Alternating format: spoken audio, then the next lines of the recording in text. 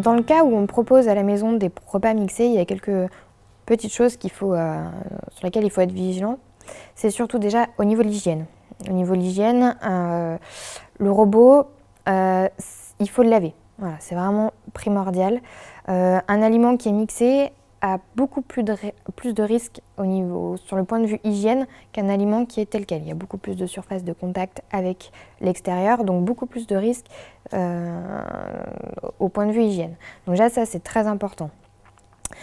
Bien mettre le produit au frais s'il est conservé. Voilà, c'est vraiment des choses qu'il c'est pas un plat qu'il faut laisser traîner sur le bord du plan de travail, c'est vraiment quelque chose qu'il faut soit maîtriser au niveau des températures et maîtriser au niveau du nettoyage.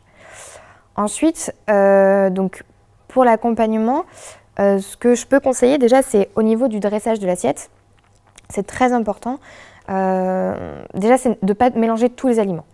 Le problème, souvent quand on fait pas très attention, on peut mélanger, les textures se ressemblent, les couleurs se ressemblent, et là, ça pose souci. On aime bien voir ce qu'on mange, on aime bien détecter les goûts. Retrouver les goûts de ce qu'on mange.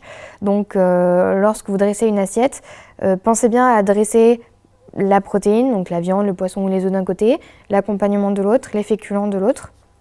N'hésitez pas à ajouter des épices du coup pour relever le goût.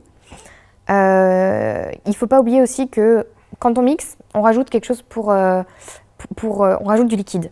Et en fait, le liquide, ça dilue le produit, donc ça dilue la densité nutritionnelle. Donc, il faut toujours essayer d'enrichir le mixé. C'est-à-dire que pour la même quantité de produit, on a un volume qui est majoré.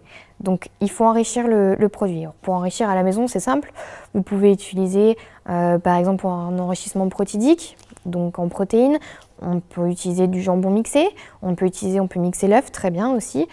Il y a du fromage, par exemple, à pâte molle, qui fond très bien dans les préparations, dans les purées, choses comme ça. On peut utiliser aussi, si on ne veut pas rajouter de volume, du lait en poudre. Au niveau protéines, c'est très bien.